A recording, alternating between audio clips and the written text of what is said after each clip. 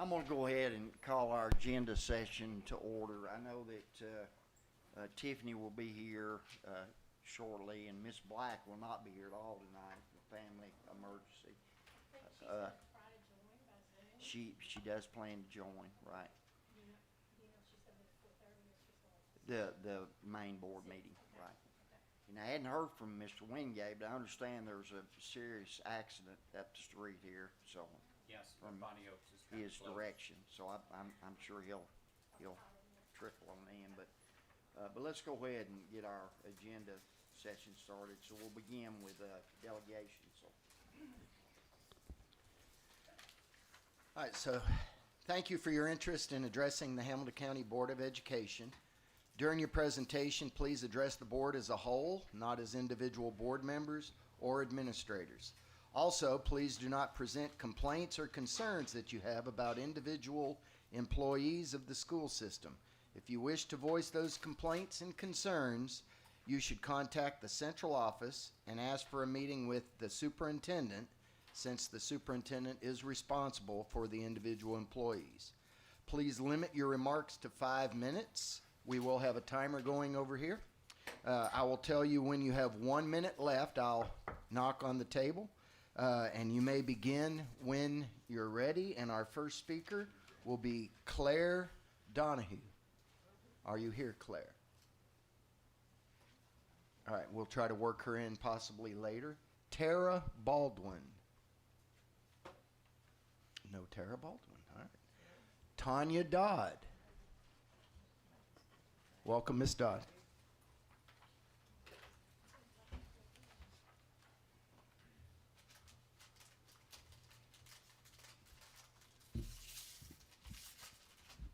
Good evening, Hamilton County board members. My name is Tanya Dodd, Chair of Hamilton County, Tennessee Moms for Liberty chapter. The school system and local news does not report the full story of what is happening in our schools, so it is my obligation to shed light on the reality of the situation. I get phone calls, emails, and messages daily from local citizens, parents, and educators who provide information to Moms for Liberty about issues currently happening in Hamilton County schools. This evening, I will address the current policy for reconsideration of books in school and classroom libraries. Our local policy states a stakeholder is a parent of a student or a teacher in Hamilton County schools. The local news covered this story and asked for my input. I called to give them my perspective, but they did not answer my phone call. Therefore, I'm here to report on the reason for lack of requests for reconsideration of books. I have gotten feedback from many community members on how disgusted they are that nothing has been done about the pornographic books in our schools. You can probably remember the public readings of some of those books from prior school board meetings. I'm here to talk to you about this topic because I would rather spare us all the time of public reading of books that most adults can barely stomach, much less children. I will always stand for protecting a child's innocence. Students are at school to learn and can do so without these disgusting books put on shelves and shoved in their faces in the one place they should be safe from harm. I tell those who ask about the policy the requirement to submit a request for reconsideration is to be a teacher or parent. Most of the time, those teachers and parents bring up the personal attacks that I have been subjected to on local and national news outlets, then tell me that is why they are not submitting book reconsideration requests. If you remember back to the Mother's Day lesson that was canceled after a librarian wanted to use books that did not include a representation of biological women, you will also remember, because I was the spokesperson for community concerns, my name was used in a national media campaign to slander and harass me. I was asked by multiple parents from that school to inform the public about what books were included in this lesson plan. It was also requested to find out what the alternate lesson plan would be and where that alternate lesson plan would take place. I put out a personal public statement by choice of why I did not support the lesson, since I believed people needed to know where I stand on government schools promoting gender ideology. In response to my public statement, I received emails that told me to hang myself, phone calls telling me to go away, and constant harassment from local activists, which has all been documented. Additionally, a volunteer from Moms for Social Justice, Angela Favillaro, was able to pull and review my Hamilton County employee file from when I was a teacher. It was documented that she reviewed my file, Ma'am, and I never received notification. I don't, you're starting to bring out individuals, and that was one of the things that, She's not a teacher. not an employee, Not an okay. employee. All right, Can I have my time back? yes.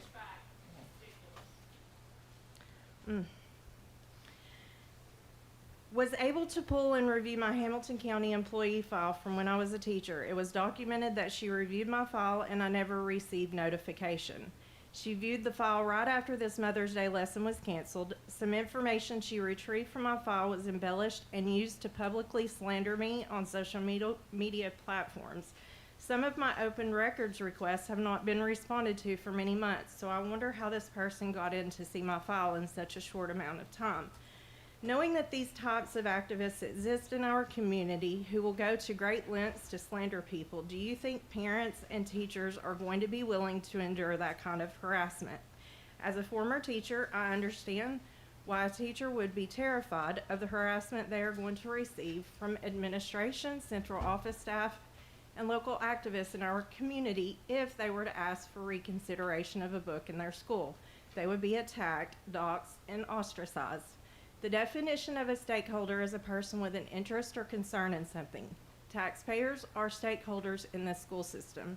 It is a great disservice to taxpayers who elected you and pay your wages to not be allowed to submit reconsideration requests on behalf of teachers and students.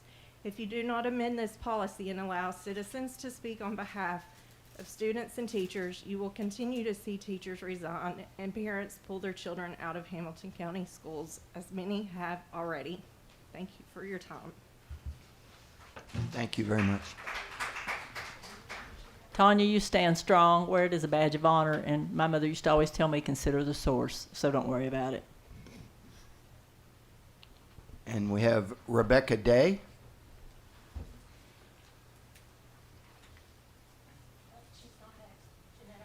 Well, I've talked to Miss Omar Kill.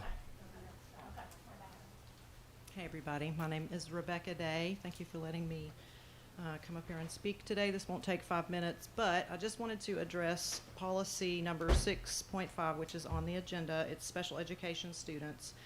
And given the vulnerability of these type of students and the epidemic of sexual abuse incidents within the Hamilton County school systems recently, including a teacher arrested for fondling, a teacher arrested for multiple sexual abuse incidents with students, recent incident of a teacher arrested in a human trafficking sting, and the most recent article of teachers arrested for prostitution. I'm not sure all these teachers were in the SPED department, but I believe most of them were. I'm here to request that Hamilton County Department of Education include a provision within the special education policy requiring hiring through the school system. Do not use contractors such as ESS or PEF, and require national background checks before hiring. Thank you. Could we get a copy of the request right there? Of those things, you said 3 things. That'd be great. Thank you. Do we have Claire Donahue or Tara Baldwin here yet? All right. Miss Omarkale. Jeanette Omarkale. Good evening, Chairman Smith, board members, Superintendent Robertson. When the state assigns A through F scores and grades to Tennessee schools later this year, everyone in this room, in this community, in this state will be in the same predicament because the school letter grade system leaves much concealed. The law requires the Department of Ed to develop a school grading system that annually assigns A through F letter grades to schools based on TCAP scores or end of course exams, student growth from TVOS, and student achievement. These are not an accurate depiction of our schools. Growth and achievement are not even balanced in this system. It is also amazing to me that in 5 years since the law was passed and the subsequent deferring of implementation, the Department of Ed did not find the time to have public comments, create a working group to develop the calculation to generate the grades for schools until this month. Our students, schools, and community deserve to have this process be done with much thought and many conversations, not rushed as it is being done now. This will only give a false narrative about our schools. Just as every child in a classroom is different, every school community is different. The variables are infinite, making it impossible to create a scoring guide that fairly and equitably evaluates all communities and schools. A letter grade doesn't reflect the extra hours teachers spend planning engaging lessons for their students. It doesn't reflect clean and safe school buildings, nutritious lunches, or safe bus rides. It doesn't reflect the relationship between educators and parents. It doesn't reflect the partnerships between schools and community businesses. It doesn't reflect the resources provided by district leaders and school boards to support student learning. Those things matter. Every single one of our students comes to us different, and educators meet them exactly where they are. We meet them, we love them, and sometimes that means pushing them to meet their goal of reading 90 words per minute, even if they are still a grade level behind, or cheering them on in a football game on the weekend, or holding them accountable when no one else does. And sometimes that means getting on the floor, sitting next to them when they are having all the feels for the 4th time that week. The school letter grade system doesn't address this. It's a coordinated effort to make communities lose faith in schools, elected officials, and school boards. The Hamilton County Education Association knows better.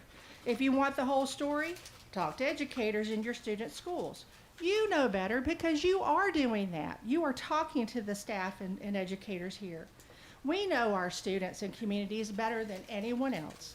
And we are the ones who are committed to making Hamilton County the best place to live, teach, and learn. Our elected representatives in the State House need to hear from all of us, not just occasionally, but repeatedly. No one is in a better position than all of us to give those in power a true picture of the work and dedication our public school district leaders and educators pour into our students. Therefore, the Hamilton County Education Association encourages all of us to work together, to have ongoing conversations with our elected representatives, to educate them as to the realities of the great things that happen in our schools that are not reflected in the school letter grades to be assigned by the state, and get some changes. This grading system is only going to continue to harm our great public schools and drive people to private schools over a false narrative. We need to get loud with a message that we are more than a score or a grade. We need to get loud asking to be included in the process of deciding what is a great public school. We need to get loud sharing what they don't see. We need to get loud telling the non-educator legislators they are creating failed systems, and we want to help do it right. Thank you for listening. All right, we'll do one last call. Claire Donahue. Tara Baldwin. All right, Mr. Chairman. Yes, ma'am.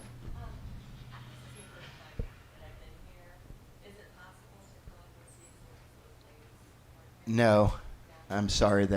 You have to be here early and sign up for that, and that's a pretty set rule. So, thank you.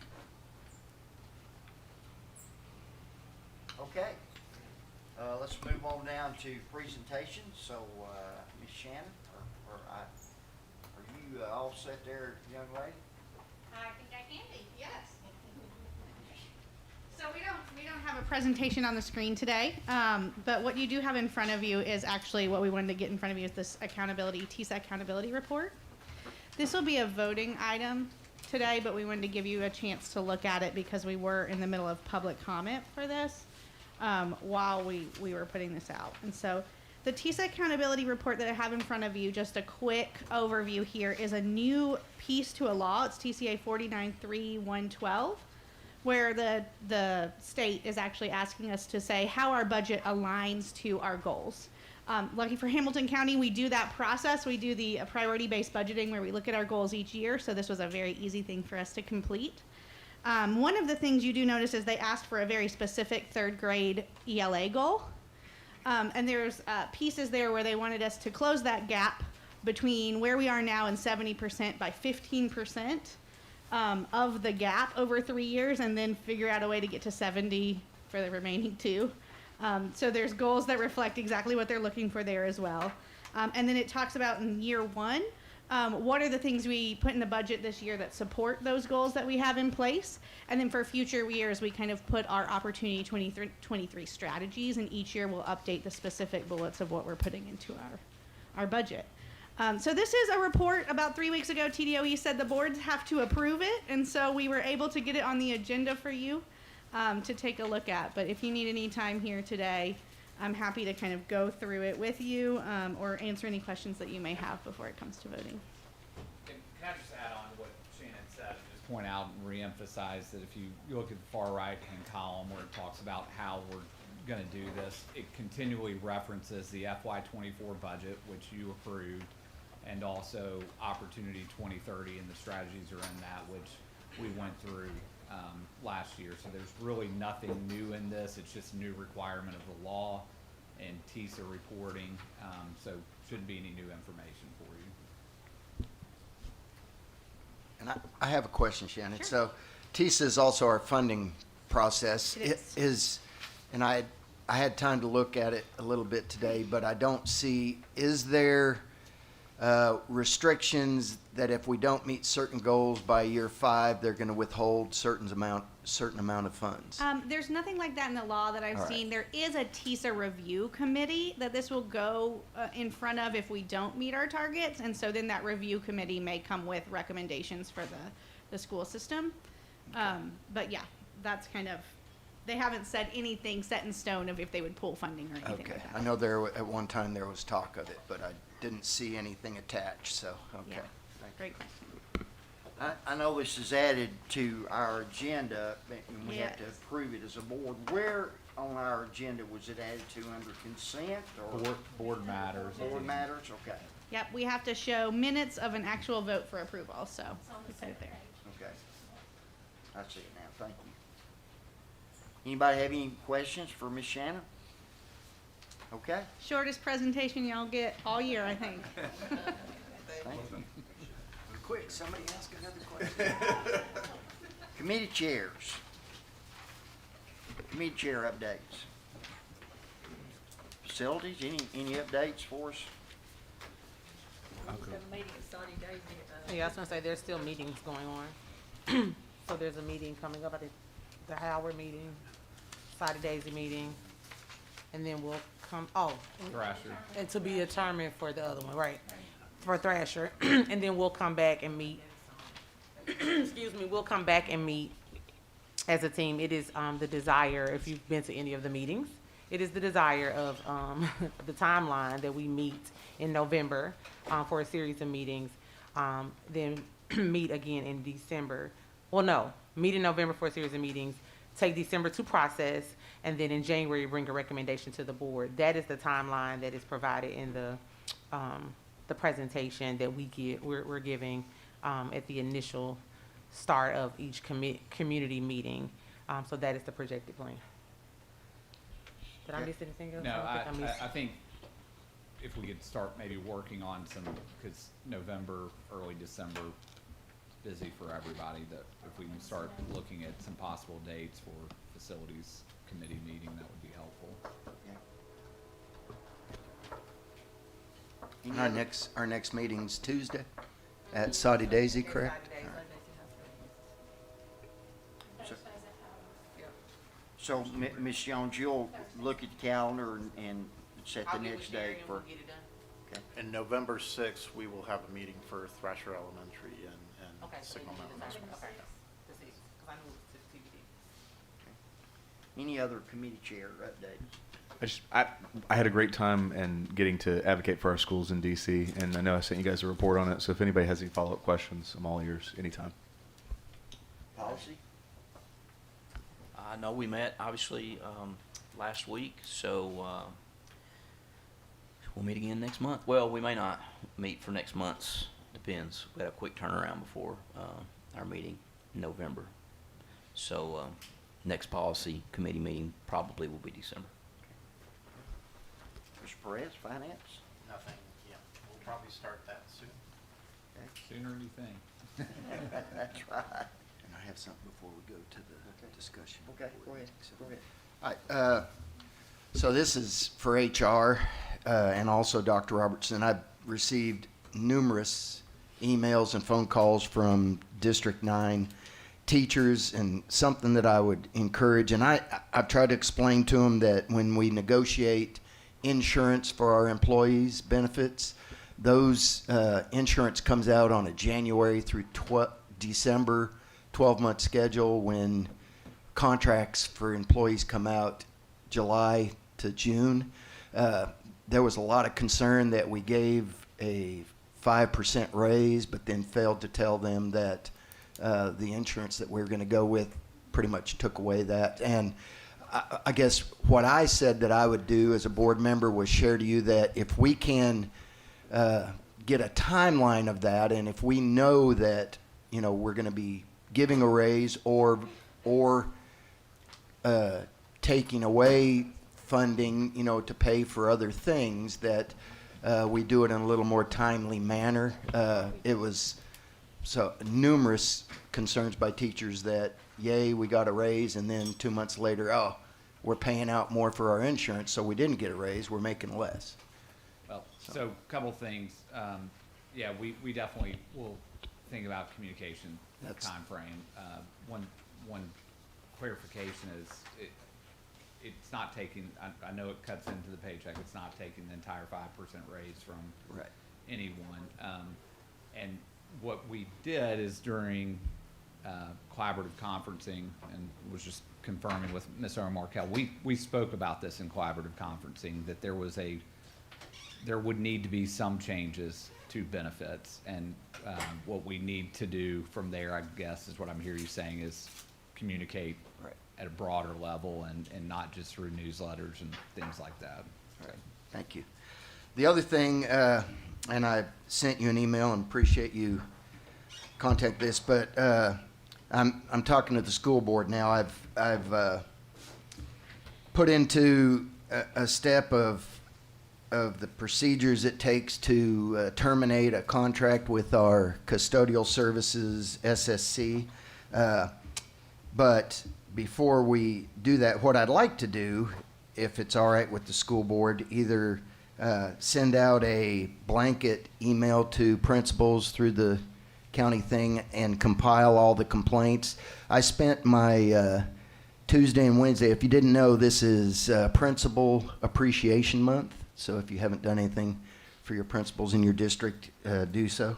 And I thought I would be able to walk through and give some Starbucks things out within 2 hours, and by the end of the day, I'd only made it to 5 of my 8 schools, and I spent hour and a half at each school with them walking me through, showing me what services were not accomplished during fall break, and I was attacked by a swarm of fruit flies at one of the schools because food was still in the trash from the parties they had before fall break. And I shared my frustration with Dr. Sharp and Dr. Robertson, and I'd like to get concerns from other districts besides the District 9 principals, which I've compiled 15 pages of concerns right now from District 9. And the goal is to meet with SSC Custodial Services hopefully in the next few weeks. But I don't know. I know we have, I was under the impression we only had this year left on the contract, but we have the 24-25 school year left on the contract. So as we talk about new facilities and which facilities we're going to keep and not keep, we've got to be worrying about the facilities we have and keeping them in good shape. And I'm just frustrated with a professional company that tells us they're going to do things, and if you go on their site, it talks about all these areas of excellence, and they're not hitting any of those areas they're not hitting them in our schools, in our facilities, not even in our grounds. As we had a discussion, the grounds around here get cut once a month. In a professional facility like this, once a month, it seems like. So I know the contracts require more than what they're doing, and I'd like to, at least have some conversation with them, so. Okay. Ms. Robinson? Me, right? Mm-hmm. Okay. Gary, thanks for your comments. Can you elaborate more, though? We got your email last night. I'm not clear on what's The email going on. came from our lawyer. I just want to be really sensitive to talking about any type of termination of a contract, like I was just publicly. Okay. discussing what the steps were in a termination of contract so that's what that email was me requesting from Scott Bennett, what are the steps to terminate a contract mid-contract? I see. Dr. Robertson, do you know more about this? Okay. Mr. Keen and I had spoken, and Dr. Sharp actually received some of the same complaints over fall break. The job just was not done the way it should have been done. He actually met representatives from SSC, I think, at Saudi Daisy either this morning or yesterday morning to address some of the same things that Mr. Keen is hearing. What I spoke to Mr. Keen about, and I would like to make a recommendation for y'all to consider. In the past, the facilities chair has also worked on the custodial contract. But it's new to me, so.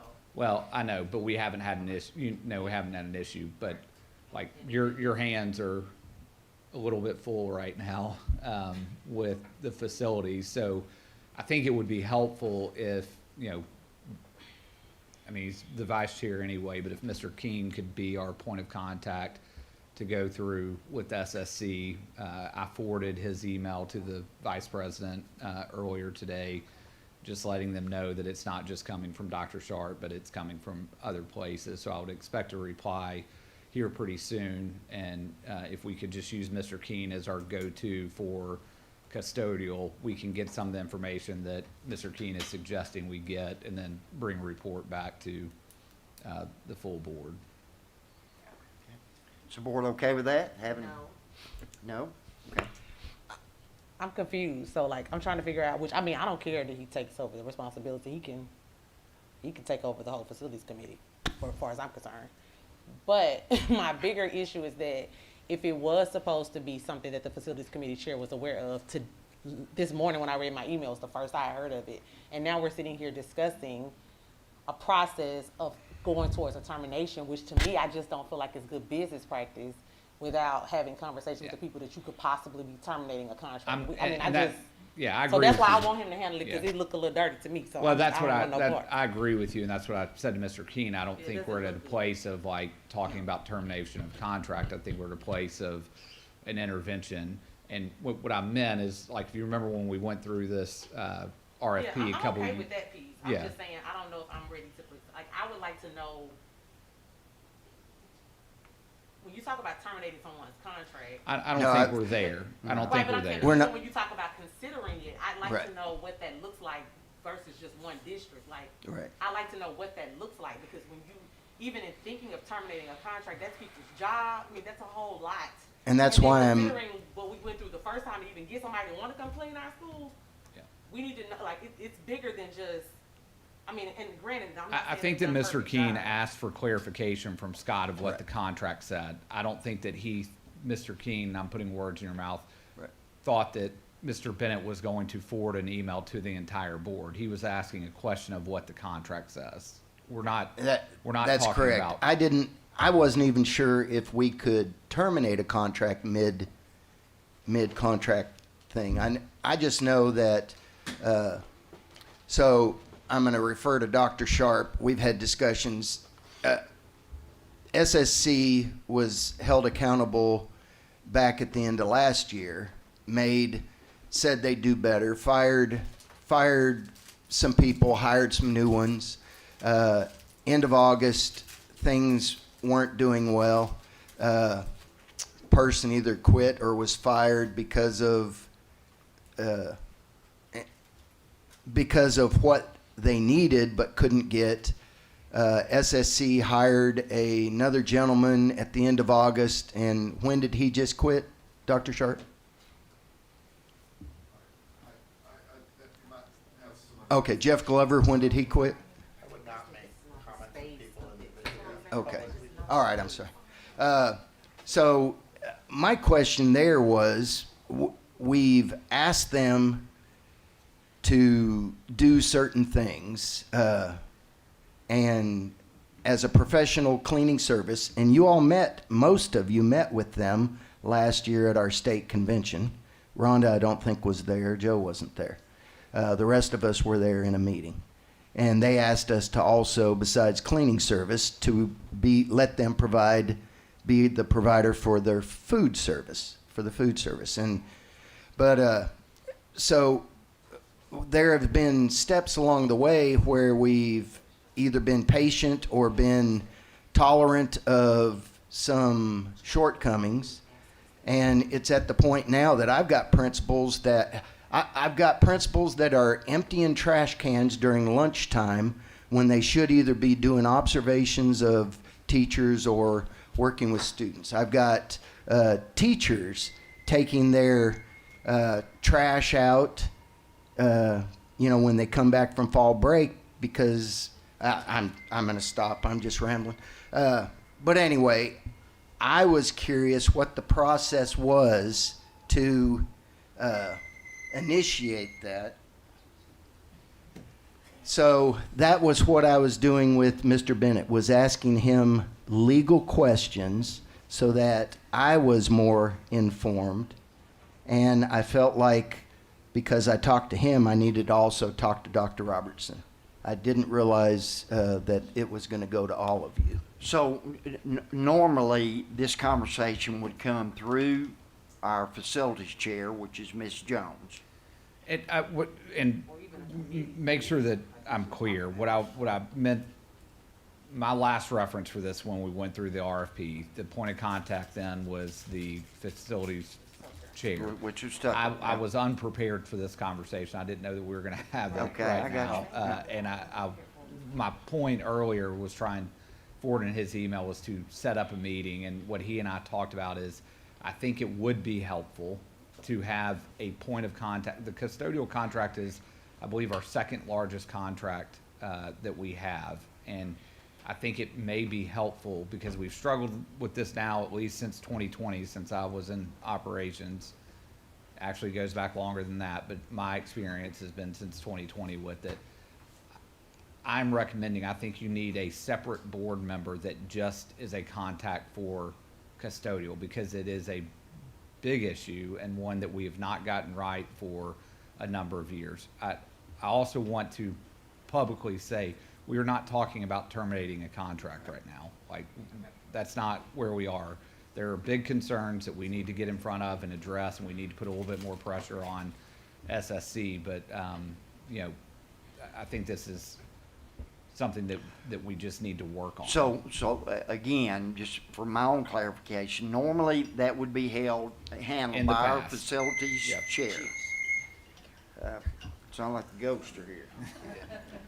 So I think the question should be, Ms. Jones, would you like for somebody to take that piece from you? You got your hands full, but or would you like to be that person?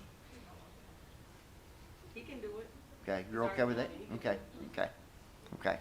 Is Is that okay with everybody else? Okay. Ms. Fay? Yes, it's my recommendation. I've only had a couple of complaints. It's my recommendation that all the board members contact their schools and ask the principal for specifics. Okay, he will do all that. And, okay, and then get proposals and if the contract does not specify how something can be terminated, perhaps the next contract, okay. It does.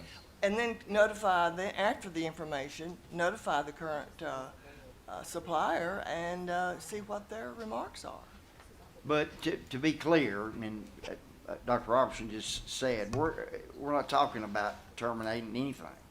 We're just trying to communicate with those folks to try to get some things straightened out. That's where we're at today. Is that correct? And it is, And that was in my the point. past, it is super helpful when a board, like, you guys carry a different weight with the company than I do. Okay. Or than Dr. Sharp does. And so I think it helps to have the added weight of a board member in these conversations with them. Okay. And I'd like to add one thing if I could. So Krista, all I know is District 9, and I know what's not being done in District 9.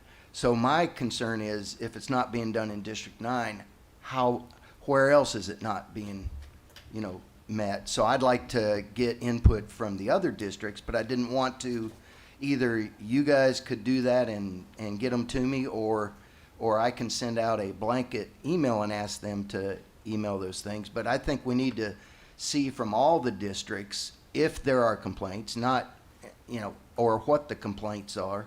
And if District 9 is a, standalone island that's just not being served, then that's fine. I have a problem with how things are being done in District 9 with this company, so. Joe? Mr. Wingate? Yes, I'd just like to suggest that we stick to the meeting agenda, and let's go ahead and address the items that we've predetermined we were going to address tonight, and then we can revisit some of these things after we've addressed the business that we've already decided we wanted to address. Okay. Okay. Let's look at our agenda. Thank you, Mr. Wingate.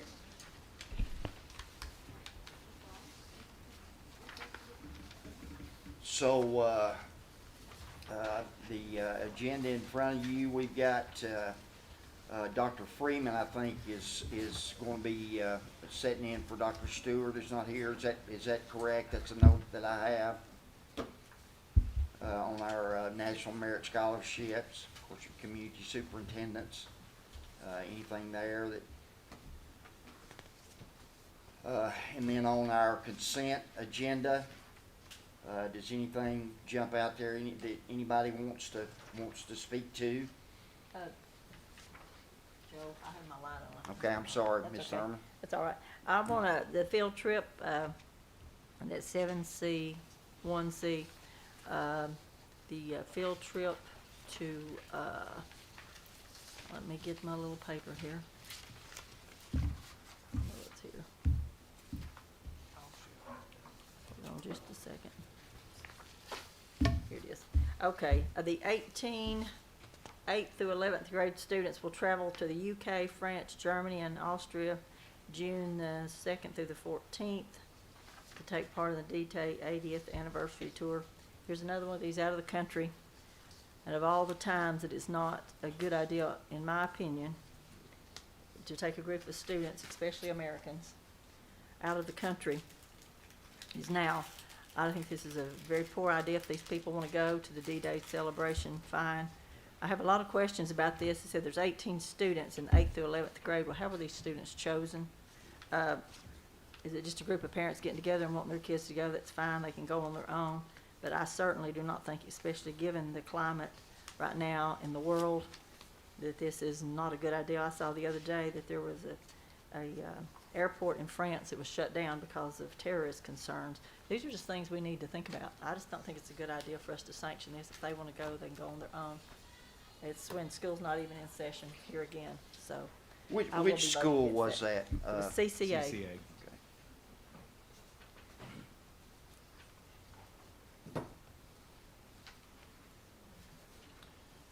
So when we look at the consent agenda, you'll pull that item, Yes, Ms. I Thurman? will. Uh-huh. Okay. Any other concerns there under field trips? Point well taken, Ms. Thurman. Mary Ellen's here. Anything under bids and contracts that we want to talk about? This is good. Financial reports, anything there that anybody wants to speak to or talk about? Budget amendments. Okay, and then we have some grant application requests.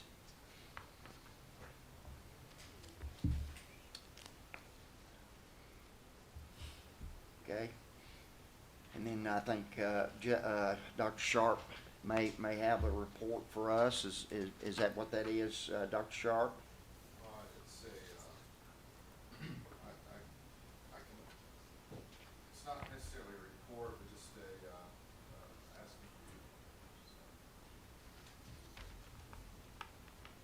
for you. TDOT approached us requesting to purchase a small, and it's a small slither of land near the old CSLA property.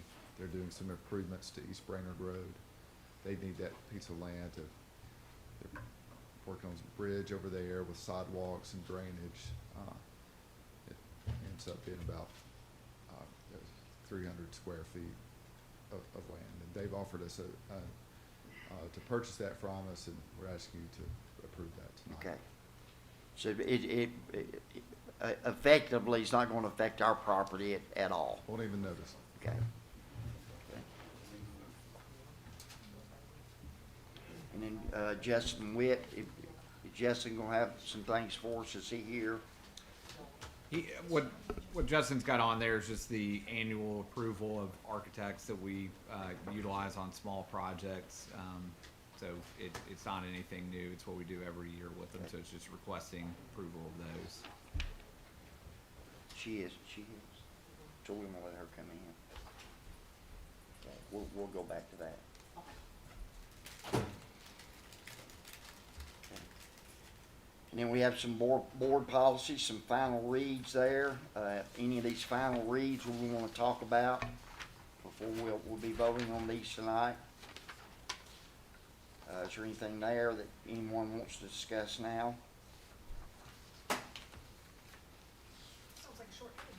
Moving right along. Hey, Joe, let me ask, I meant to ask about these job classes, these jobs up here.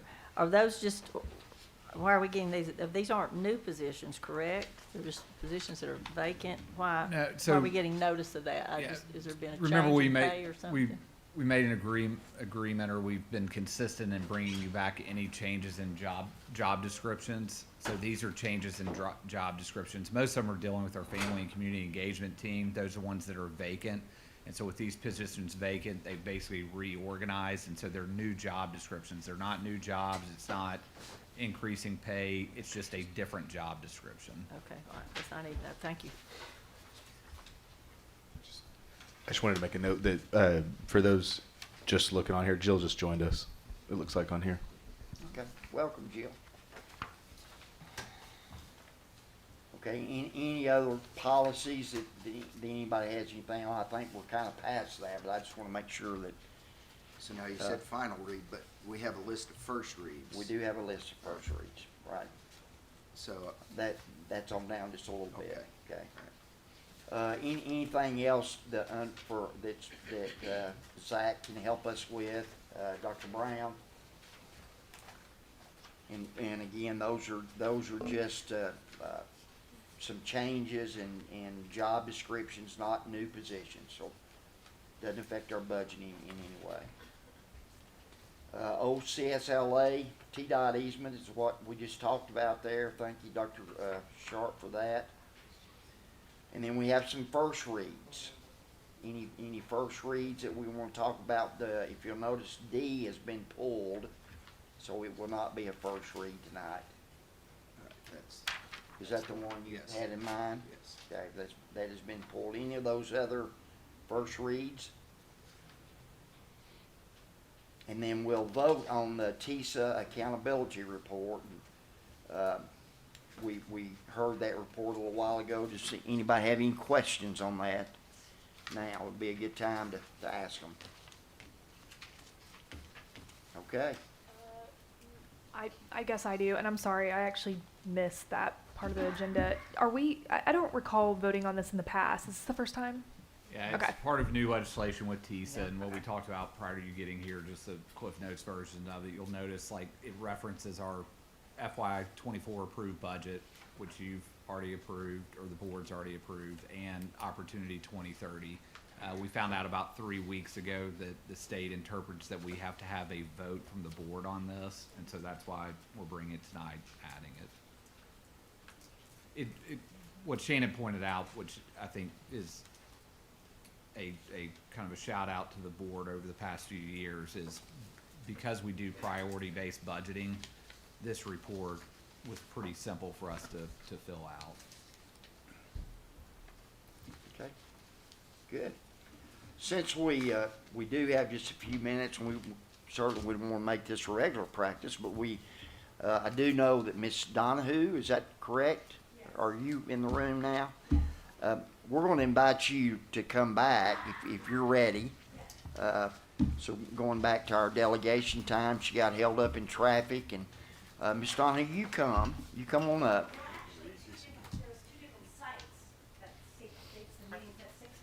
Come right here. I've been teaching all day at Woodmore Elementary in music. Thank you for being one of our teachers. And Thank you. Thank you for being here. He has just a little information he wants to give you, and then we'll let you speak. Okay. All right, so, thank you again for your interest in addressing the Hamilton County Board of Education. During your presentation, please address the board as a whole, not individual board members or administrators. Please do not present complaints or concerns you have about an individual employee of the school system. If you wish to voice those complaints and concerns, then you can contact central office and ask for a meeting with the superintendent, since the superintendent is responsible for individual employees. Please limit your remarks to 5 minutes. We'll have the time up there, and at the end of 4 minutes, I'll let you know you have 1 minute left, and you may begin when you're ready. Thank you. Can I just ask a question? Is there anybody on the school board that has taught for a year in a public school in the last decade? 40 years. In the last decade? I in the last retired year? 2 years ago. You retired 2 years ago. Okay, so thank you. Public higher ed, not K-12. Well, Oh, actually, it- I'll take that back. I don't care. I've taught many You were at classes. East Hamilton. That's a long time ago, but I Okay, because that really helps to know. I mean, I was more than a decade ago, but that's fine. I got older. I got it. I Mr. got it. Brown I got was older a year too. ago, right? I got older too. It's just the population has changed quite a bit. And Mid-16s. when I went into it, and then coming back now just to sub, it's changed quite a bit. I think it might be the first time in some schools where we've had a population of parents who didn't get what they need, raising children who didn't get what they need. So I've been subbing anywhere from Lookout Mountain Elementary School, Nolan Elementary School, McDonald, Woodmore, and there's a large disparity. Some of those schools don't have PTAs, and I guess you know what that means. When your school doesn't have a PTO, that sets them a couple of $100,000 behind other schools. But, you know, I'm a little shocked at Woodmore. It's an amazing school with an amazing administration. Not bureaucrats running them, real leaders taking chances, not trying to, you know, please their administrators, but actually trying to please their teachers, because they know keeping teachers happy might keep them in the job and might keep them and helps the kids. You know, you pass stress down or you pass goodness down and goodwill and respect. And that's a school that's really working. I also have subbed at Alpine, and I gotta tell you guys, if you let this merger go through with Alpine DuPont, you've got thousands of lives on your hands, because Harrison Elementary is a wreck. Do you know what it's like in the hot sun, sitting in a car line from a major school like that? Lookout Mountain Elementary School, when Mr. Womp says his kid, that line is in 7 minutes. 7 minutes, they're out. When you have a school like Harrison Elementary with an aggravated public that's already on edge, waiting in a car line, it's incitable. You're inciting. I mean, we all know that the public is, it's hostile. It's a hostile world out there. And it's getting scarier every day. Merging, I mean, small schools work. People are coming to Chattanooga by the droves now. It's a changing geopolitical map. They're not going to tolerate the disparity that's at some of these schools. They want to level that out. They want change. They want people to feel good, and all kids to feel good, and all kids are entitled to a clean school. That is not happening. I don't know what's going on with technology. We have, I think I've heard from teachers that they've given people a stipend in technology, putting more work on teachers, and it's an impossible job for a teacher to do. So I go to the poor schools, and in the teacher's lounge, the one place where they can relax, is a whole bunch of old computers thrown in there. I asked the special ed teacher, I was like, why are you doing this to your lounge? And she said, I've been talking for 3 years. I've been asking for 3 years for someone to come and pick up these old computers. Now, guess what? This is not happening at Alpine, and this is not happening at Nolan, and this is not happening at Signal Mountain or Lookout Mountain, because they've got spare rooms. They've got room. But in places like Woodmore, you know, all the poorer schools, all the black schools, holy cow, they've got no room, so it's stuffed in the teacher's lounge. So the one place that teachers can go to relax, it's filled with technology. It's filled with cockroaches, because, you know, we used to have janitors. The 2 males that we had in a public where we have more and more single parents and we need men in schools, I actually want men to get a $10,000 addition. And I'm a feminist, and I'd want them to get $10,000 more just so we can bring in more men in the school for those kids that need fathers and need male figures. I'd vote for it. You have 1 minute. But we have filthy schools because nobody cares anymore. It's the first time in my life that I've worked, I just left school, 4:30. I try and clean up, do the music room, because Woodmore's not gonna have a music teacher for another 2 years. And I'm a professional musician, so I'm in there teaching culturally relevant, good music to those kids when I can. But I go in there for 2 years now, I've been subbing at that school, there's cockroaches this big. It's horrific. In the school where this is in the lounge where they eat. When I asked the teachers what they wanted, you know what they said to me? They'd like a fan in the ladies' room because the smell. This is what they want. And I just was at, Normal Park calls me all the time to sub. I was a 6-time winner in Broward County of Teacher of the Year. They call me all the time to sub. 1 minute? Okay. No, that was it. That was You it. didn't hear me say 1 minute, but thank you for your passion, and they Can I might just think finish that one sentence? One Normal Park sentence. calls me all the time to sub, and they had a playground go up in a week. In 1 week, Normal Park. That's the same. They're not getting Lookout Mountain Elementary funds. all the elementary schools are getting new playgrounds this year. So Okay, because Woodmore just needs a park. We need a bench for the teachers to sit down. We have grandmothers volunteering there, and there's no benches. Okay, thank you. Thank you. And appreciate your passion.